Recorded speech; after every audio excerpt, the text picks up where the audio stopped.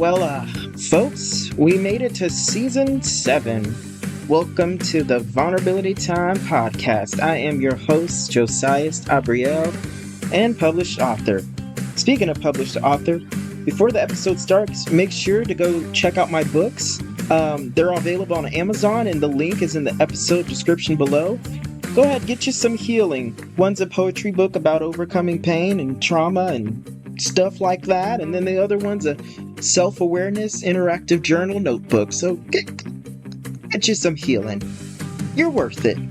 Another thing that you're worth all the love in the world. You're worth all the healing in the world, and I'm glad that you're here with us today to heal together. You are loved, you are valuable. This is your sign. Alrighty, enjoy the episode. Bye, folks! Hello, everyone. Welcome back to another episode of Vulnerability Time. I am your host and published author, Josias Abriel. Today with us, we have Morgan. Hi, Morgan. Hi. So, folks, for our topics, we're going to be talking about finding love, acceptance, and worthiness, and more within ourselves, and also life's journey, the transformation that occurs through life's journey from darkness to light. But first, let's get to know Morgan a little bit. Morgan, tell us a little bit about you, maybe any credentials or what you do, things like that. Sure. Thank you so much. I'm glad to be here. I am an artist and a spirituality coach. I have my certification in spirituality coaching and plant medicine facilitation. I have other various modalities that I've been certified in, from Reiki and Qigong training and all of these things. But I feel like everything points to the same truth, right? Like everything points to the same: all is love, we are connected, all is one. So everything else is just like a way to get to the same truth. Yes, that's beautiful, beautiful. Thank you, Morgan. Um, so for those of us that don't know, what is a spiritual coach? Sure. So I think what's coming up for me is the difference between before I found spirituality in my life and after. So, the kind of coaching that I might have looked for or resonated with before I went through my transformational experience was one where I was looking for validation of my suffering, looking externally for the sort of support that I needed to say, yes, what you're going through is real. And these are choices that you can make to empower yourself. And that is wonderful. Like, I really could have used that. People need that. I think the difference between maybe a life coach that spends time with empowerment and things like that is that connection to the divine. And so that's where spirituality comes in. There's a difference between thinking of oneself as this individual just trying to make it in the world and make it in life, and that next um, awareness and realization of the connectedness of all things, and that yearning that we have within to be connected to the higher power. Mhm. And 12-step groups do that too. Like, that's part of the spiritual journey, is asking a power greater than ourselves to step in and then realize that we are part of that higher power too. It's not actually outside of us, it's within. Yes, yes. That's beautiful. Yes. Okay, great, great, great. Okay, so Morgan, so which topic do we want to, where do we want to start the conversation first? Um, Transformation that occurs through life's journey from darkness to light, or finding the love, acceptance, worthiness, and more within ourselves? I think it's connected, Oh, right? connected.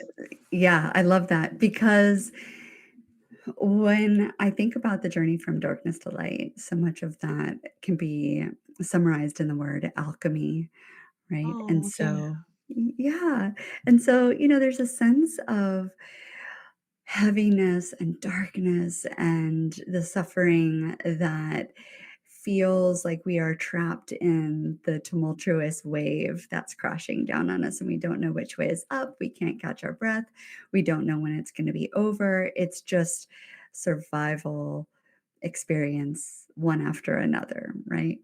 And in that darkness, um, it feels like maybe if we just do this one thing, or if we accomplish this next thing, or we add to our identity in some way, then we can feel whole, and we follow that recipe that our conditioning has given us to try to fill the hole in the soul, right? But nothing ever does, and the universe will eventually be like, none of this is working, you have to find it within.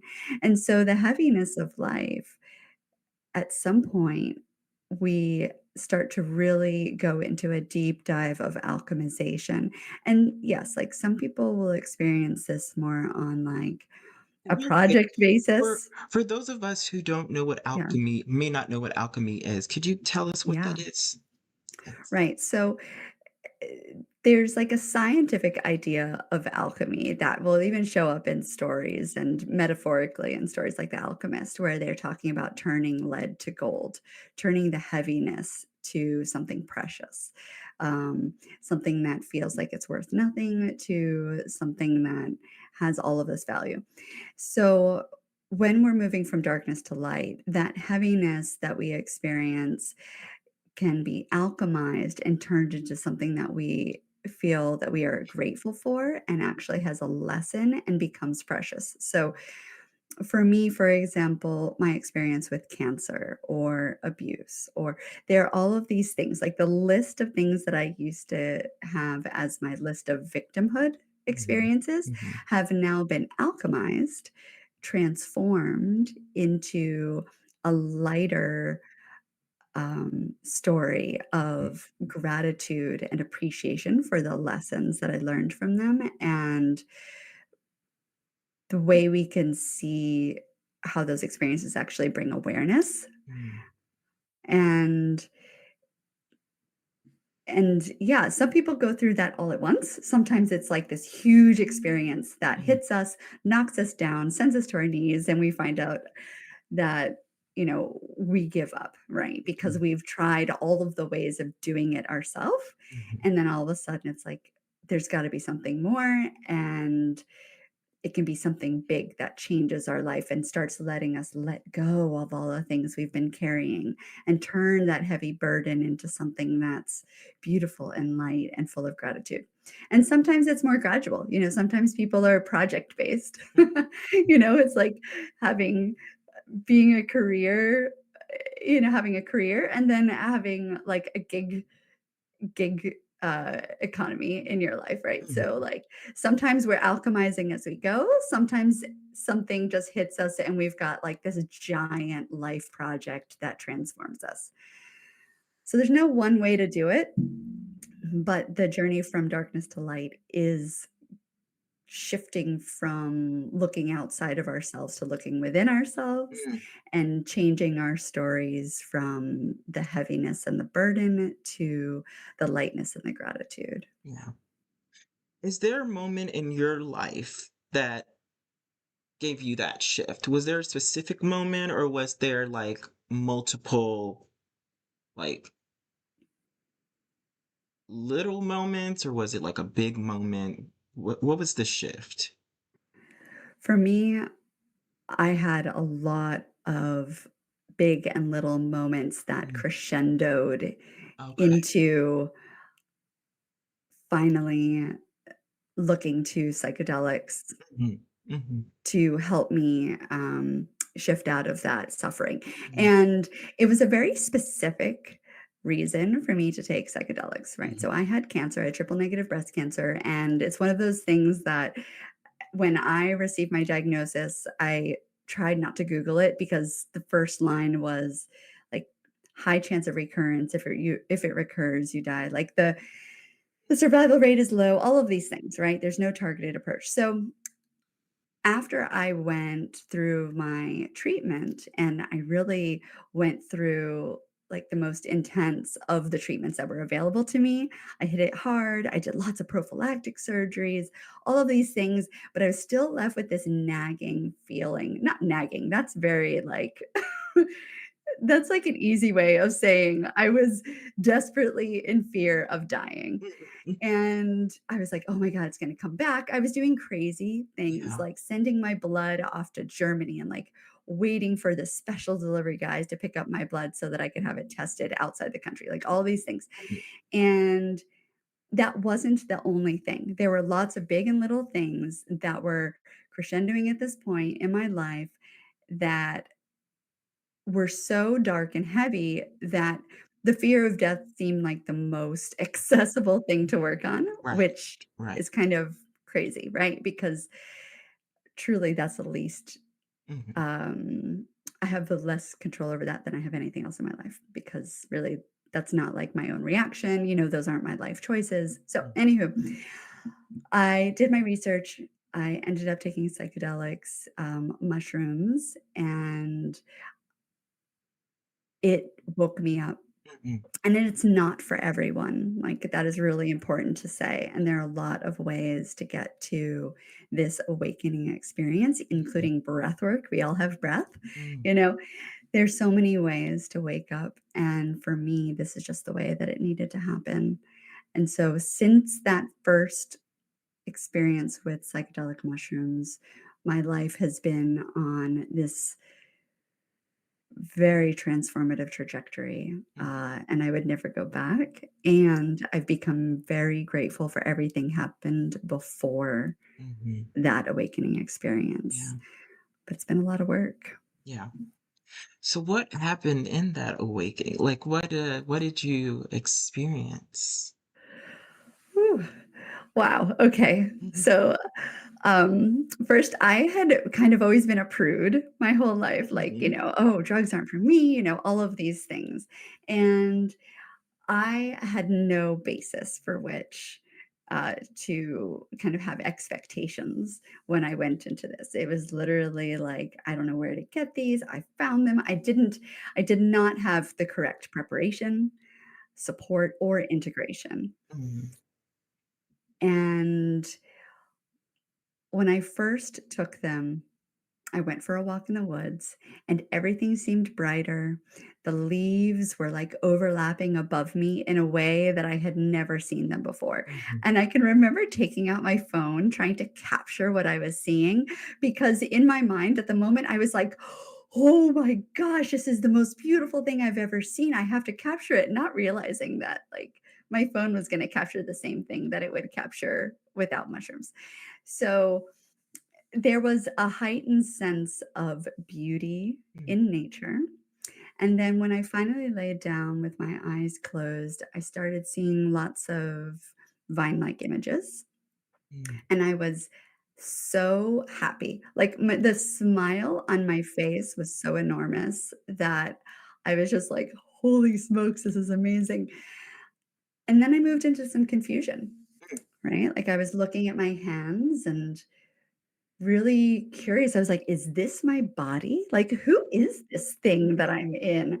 Mm. It was like the part of me that was coming into my awareness was not the egoic survival Morgan. It was instead more of like my higher self realizing that I'm in this body. Mhm. And I was like looking at my body saying, "Wait, did I have cancer?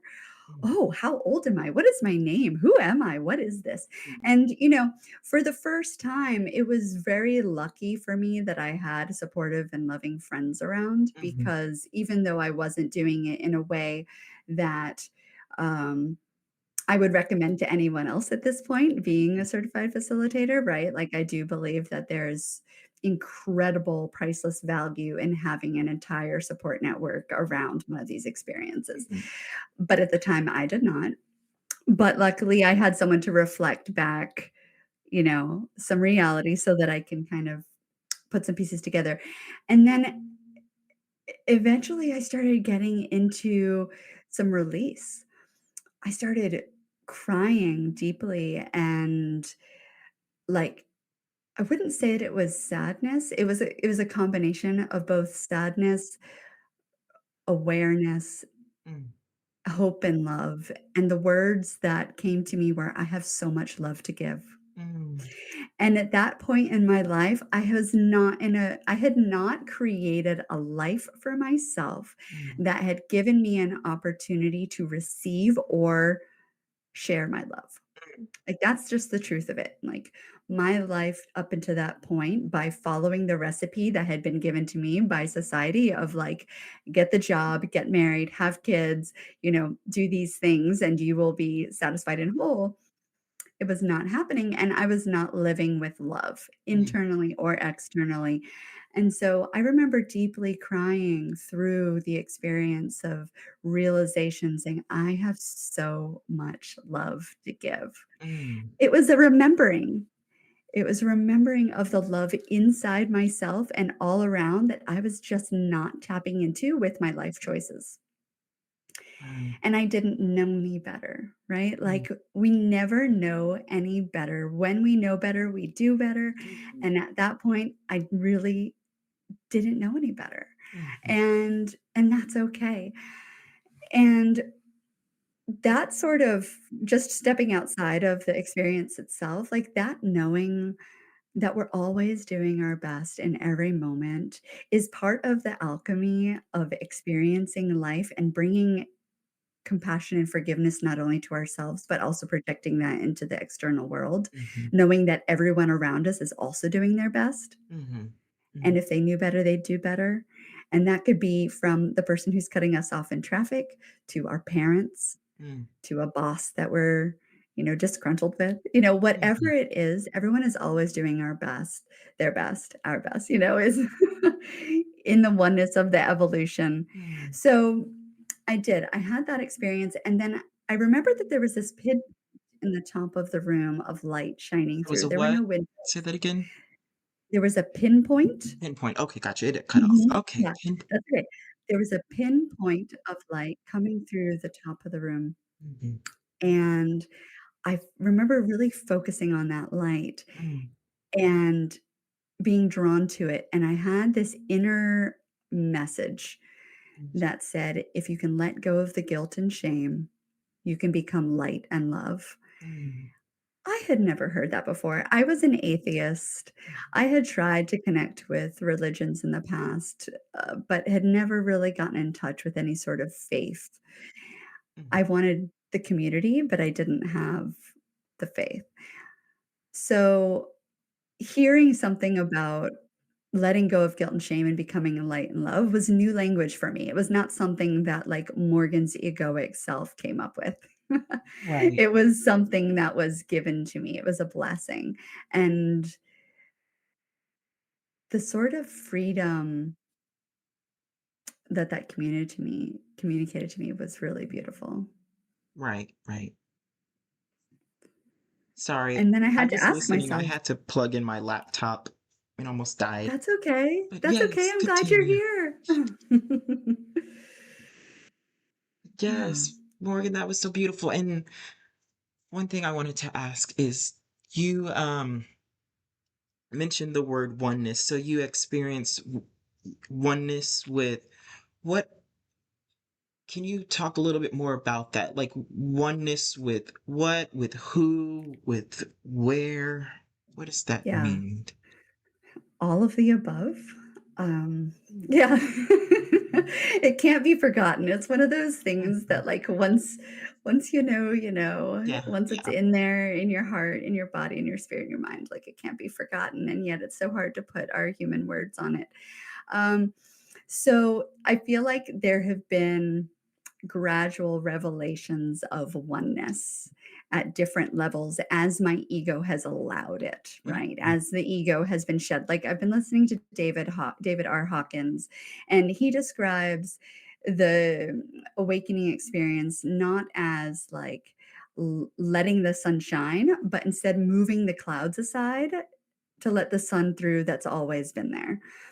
And this sense of oneness, um, at first, it was okay, this is gonna sound crazy, but at this point, I'm totally into crazy. Um, Hey, we love crazy. we love crazy, we love woo-woo. Um, right? Because if it's something that we already knew, we wouldn't have to be talking about it or Exactly. learning it. Um, so I went through multiple stages of God consciousness. Now, and Hmm. I say God because God is not, to me, is not a man in the sky. Right. God is everyone, everything. It's this microphone, it's you, it's the computer, it's the trees, it's the dirt, it's Mhm. the energy in between. So when I first went through my God consciousness experience, it was honestly, I think I skipped the seeing God as something separate from myself because that is one of the plant medicine experiences of, like, I see God, and that's an external God is separate from me. I went straight to I am God, Yes. which, sounds funny to say out Mhm. loud, and I did actually, in my confusion, probably for the first 3 or 4 plant medicine experiences I had, I was stuck in that part of my ego of I am God. And not that I brought that into my daily life and I was like, Mhm. "Hey, I need a free coffee, I'm God." Like, I don't know. I didn't bring that into my daily life, but it was confusing that I felt like I kept getting this message that I was God in the plant medicine journeys.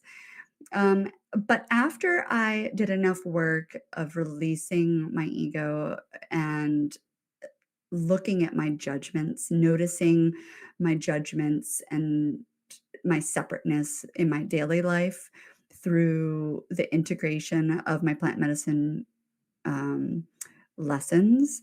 So when the mushrooms brought me into experiences where I actually became other people, right? Mhm. So in one ceremony, I can remember becoming my father. Mm. And I really resisted that. I can remember, like, I was laying down and I was all cozy and comfy, but I was, like, banging my head on my pillow, like, gently saying, "No, I do not want to accept this." And yet, once I released and surrendered and accepted, and I also had the inner knowing of also being my father, like, knowing in Mhm. my whole spirit that I am also him, then it was like this cascade of I Mhm. am also my mother, I am also my children, I am also this neighbor who I struggle with. And then once I surrendered to the more difficult egoic judgments that keep me separate from other people, Mm. it was this flood of realization that I am not just myself, I am also them.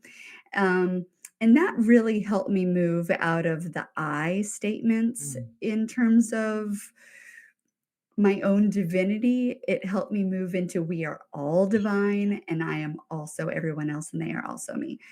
Um, in addition to, I would have to say that most of my plant medicine experiences start with this overwhelming, almost unspeakably beautiful whirlwind of I am all things, we are all things, Yeah. And we are all connected. connection. Yeah. Oh, Yes. we said it at the same time. What? That Of was course we not did. planned, folks.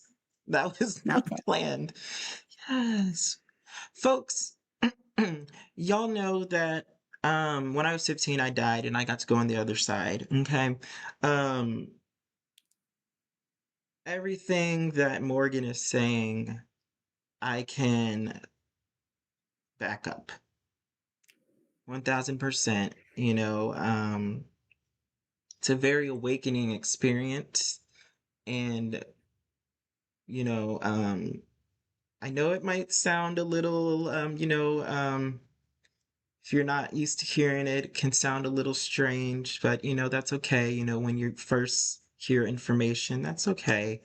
Um, but I can back up that yes, I experienced very, very similar, you know,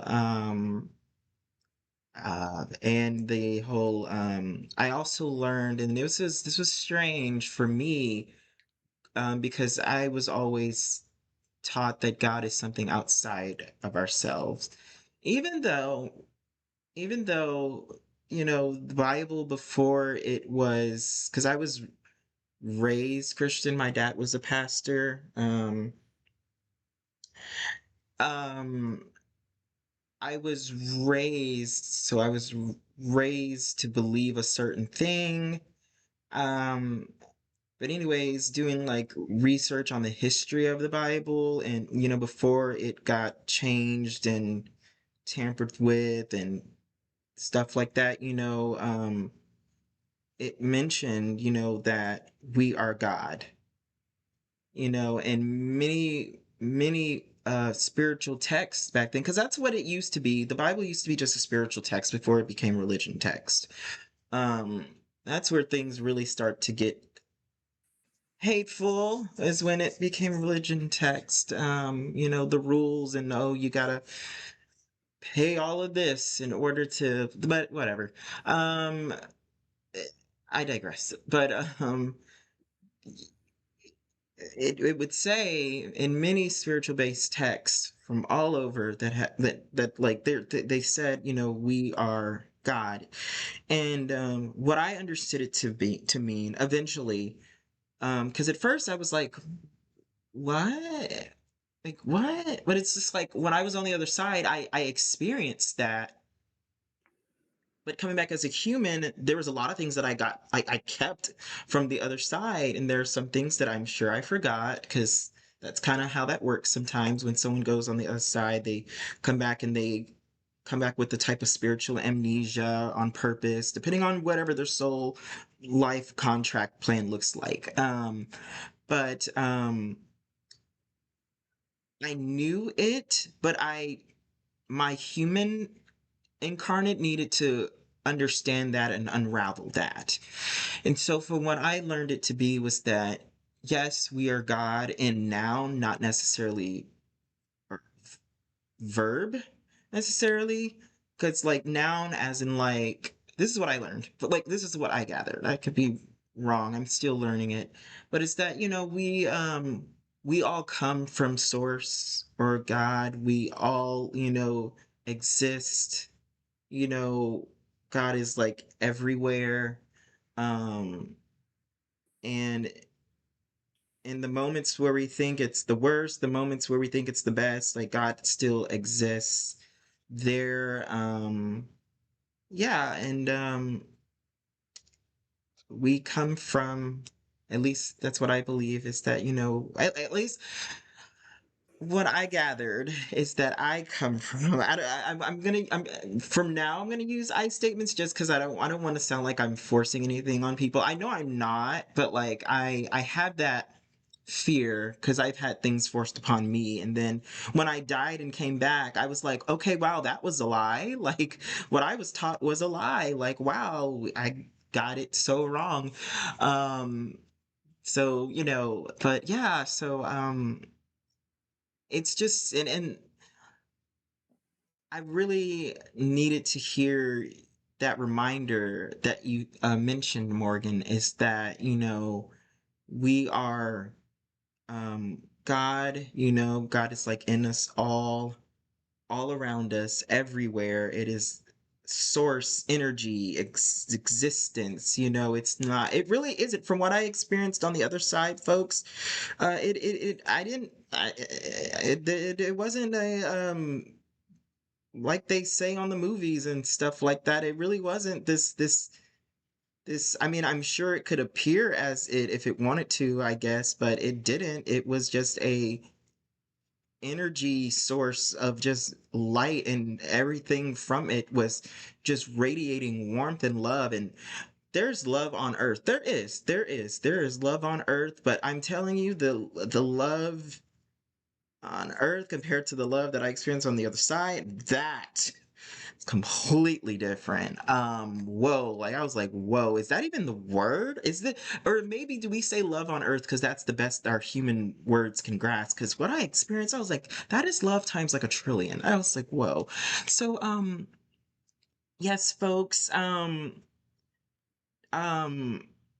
I know that might can make people uncomfortable, because at first it made me uncomfortable when and I actually died, left this earth, went on the other side, and got put back in my body. So And I came back, though a lot of lies were now defeated, that I was lies that I was taught. However, there are a few things such as hell not being real and such as we are gods, we are all connected. I still was uncomfortable with that, folks, because I really was not taught that. And so I can understand if anyone's uncomfortable hearing that. I want y'all to know that is okay.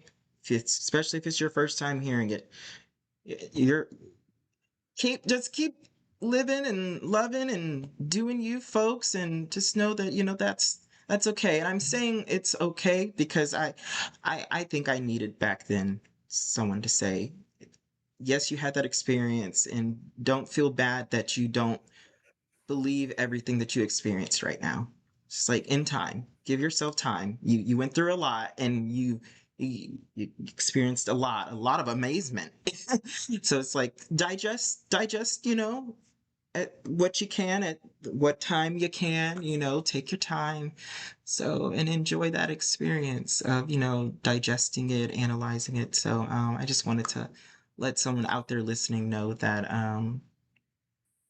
you know, what Morgan's saying, this is not just, oh, because, oh, she did shrooms and that she hallucinated. Like, no, no, that's not that. That's not that. I died.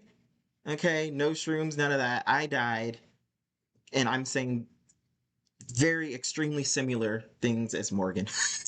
And Yeah. me and Morgan, we've never met. Like, we've only met one other time, and it was a very, very short conversation, so yeah, so yes. Thank you for Keep sharing. sharing that. Yeah, I think Yes. it's true, and when we zoom out from the religious aspects Mhm. of the spiritual teachings, we start to see the same message in all spiritual teachings. Like, I just read the Bhagavad Gita. I might have read it in college, I Mhm. don't remember, but, reading it now with this new lens and perspective and awareness, it's pointing towards the same thing. He's Same literally things. saying, Same. like, God is everyone and everything and everywhere, Mhm. and time isn't even real. Yeah, right, Like, exactly. It isn't.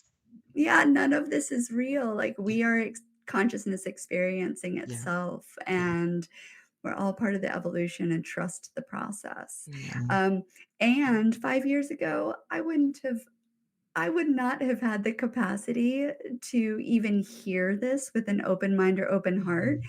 because I was so stuck in survival mode and Mhm. victimhood without even realizing it. Mhm. In fact, I remember someone saying victimhood to me at some point, and I immediately was like, no, Mhm. this is real. You don't understand what I'm going through. Mhm.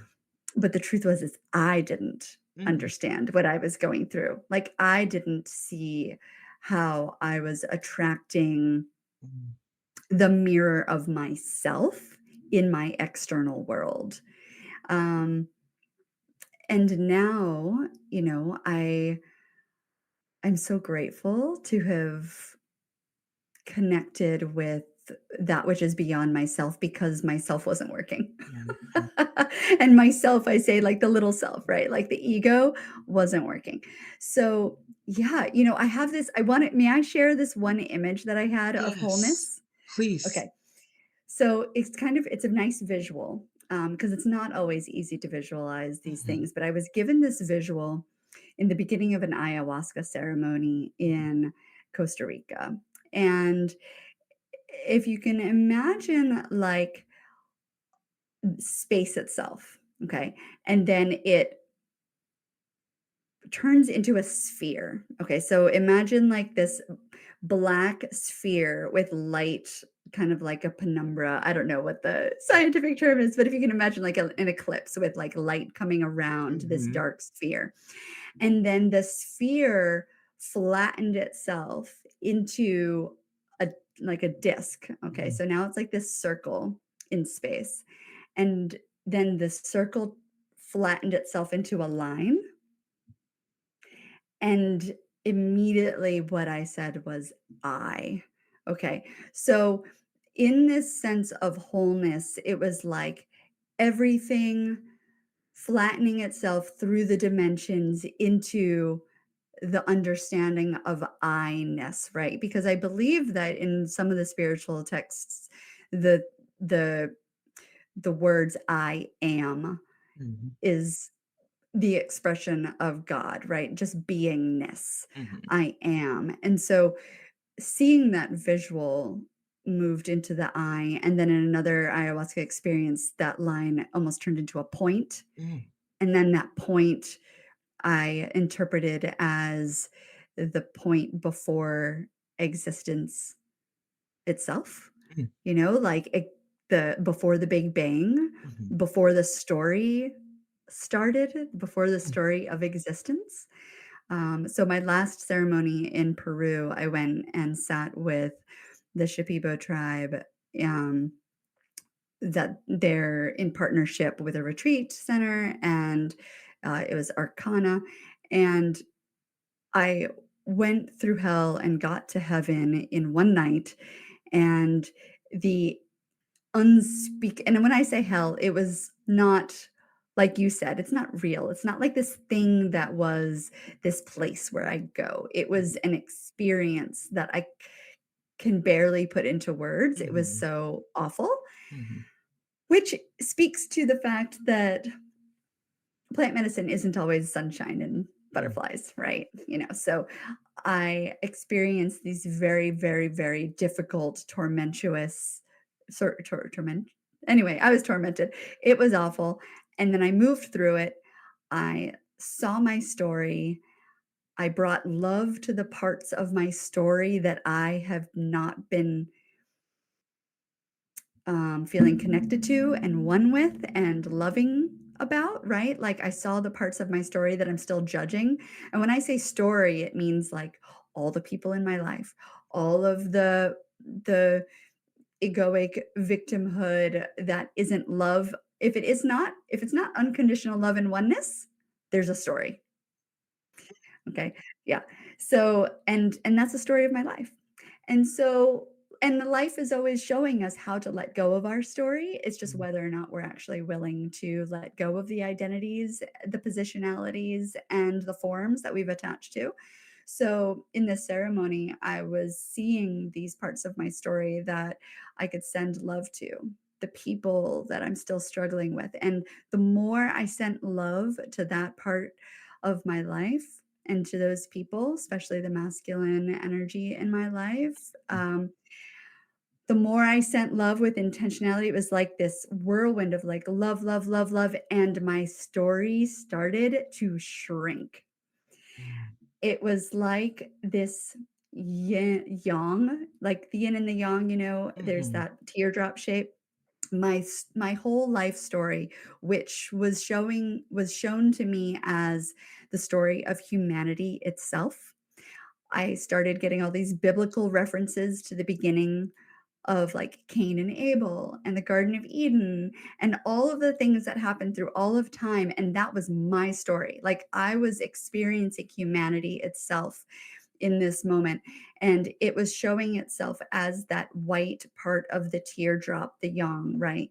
Which makes sense, right? Because the yin is the receiving and the yang is the doing. And so Mm. the doingness started to shrink Mm. as I brought love to the parts of my shadows that Mm. I've rejected and judged, and when I say self, I really actually mean the people in my lives that I've judged because they are also me. So, as I brought love to them, I was bringing love to my own story. My story started to shrink into nothingness. I was doesn't sound like fun, but I was purging. Mhm. I was vomiting as because it's ayahuasca, so that sometimes happens. And as I purged the shadows from my story, the story collapsed into one point, and I knew it was before beingness itself. It was before human existence. And that sounds so crazy, but like this is plant medicine, right? Like and then the real question is like how do I then integrate this into my like daily life? But um in that moment I saw the end of the yin. It was like an intestine at this point, like excreting all of the shadows as it shrank, and it came to the point, and then I said, "Oh, no, my story," and then it zoomed back out into the Mhm. full story again, and then collapsed into a dot, and as I let go of my story and essentially was watching my ego die, um, the snake, like the infinite snake eating its own tail, Mhm. kind of showed up, and I said within myself, I said, "But wait, I have to help. I have to stay and help others." And when I said that, is this too much? Oh, Okay, no, okay. I'm on the brink of tears. Okay, so because this is when it gets really crazy, I think. I mean, as if that weren't crazy enough. When I said, "Wait, I have to stop. I have to stay and help the others," I the whole picture changed. My body started feeling completely different. These Mhm. voices started coming in and they were like, "You did it. You did it. You did it. You did it." There was this celebration that started in the heavens. And it was Oh. like, "You did it. You did it." And they were like, "Morgan, Morgan." Like they really wanted me to focus. And they were like, "You have to understand the magnitude of this. You've done it. This is it. You did it." And this one voice was, like, trying to quiet down all the rest of the celebrating voices, and they were like, "Shh, she has to know, she has to know." And I was, like, breathing. I was, like, breathing so heavily, and then I saw almost like this field with trees in the background. It was like a clearing, and the earth cracked open, and I saw a lion, and I knew that was Jesus.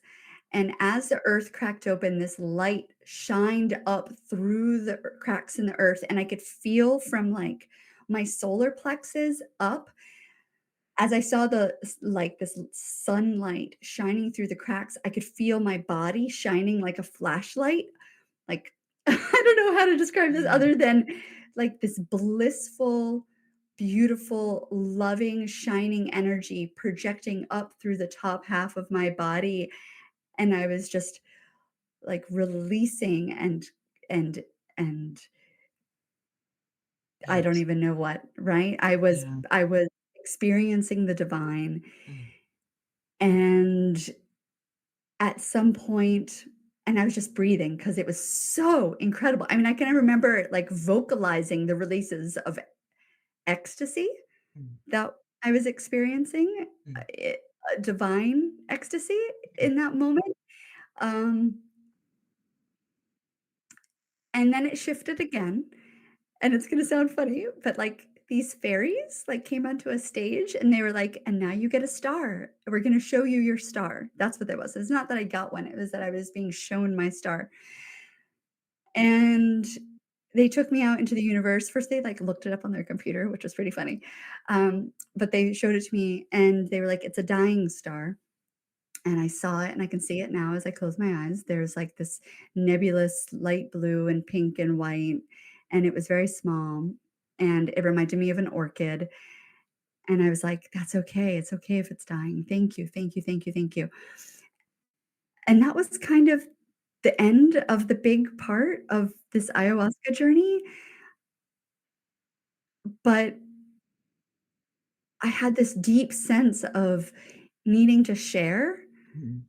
that love and the lesson from that experience, because if we really go back to how I got to the celebration, it was bringing light and love to all the parts of myself as experienced in the external, like, in quotes, "external world." Mhm. If I bring love to every single part of my life, especially the parts that are the hardest that I resist because of my anger, my fear, my judgment, my superiority, all of the parts of my life that are mirroring my shadows.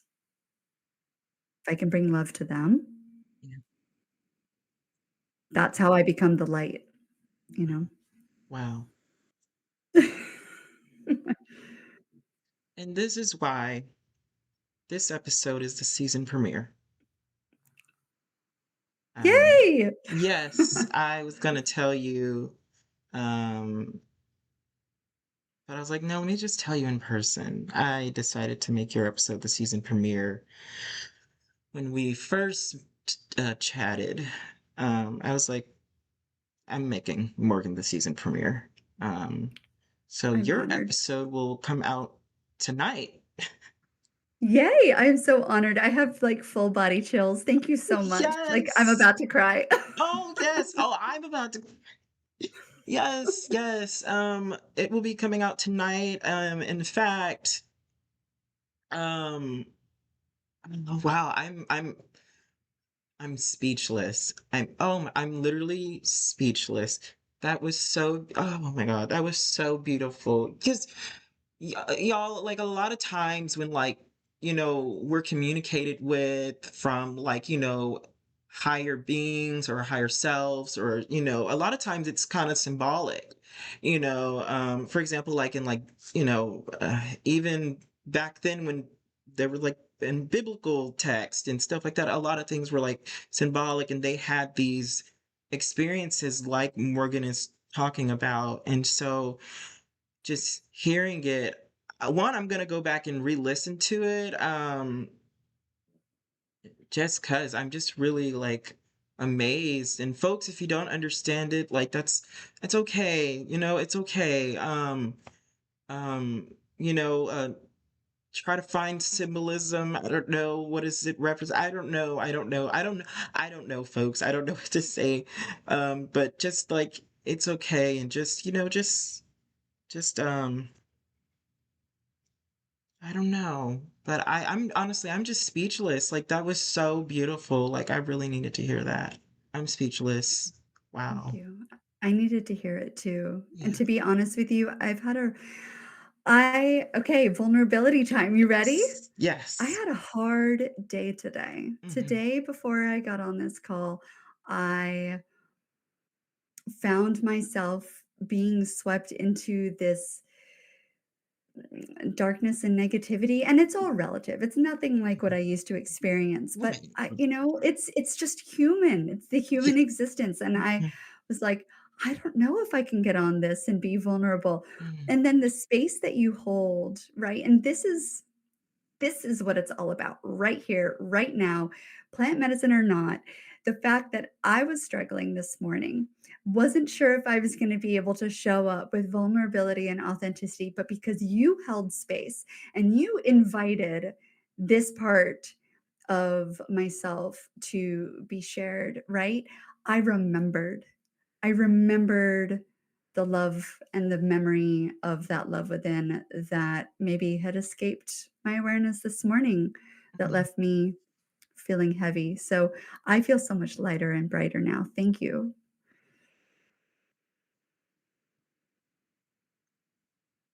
I received that. Thank you. I need a tissue. I need a tissue. Oh my gosh. And that's Friggin'. how we are one, right? Like, Yeah. thank you for inviting me on this show. Thank you for holding space. And then I work my way back to the light, and then we can share because that wasn't me. Like, none of this is me. None of this is Morgan. That is just me trying to interpret through my own filter something that I was shown by the divine Yeah. and trying to share that with the world because I know that it's not Morgan, right? Right. Right. That's Mhm. so thank you for giving me a space to remember that for myself and whoever else needs to hear it. Thank you, Morgan. I receive that gratitude, and receive you, and thank you for being here. Um, Welcome to the season premiere of season 7 of Vulnerability Time. What? This is amazing. Um, Morgan, I'm pretty sure we'll be seeing Morgan again. So, yeah, I'm pretty sure we'll be seeing Morgan again. In fact, Morgan, I'm gonna be reaching out to you probably sometime next week.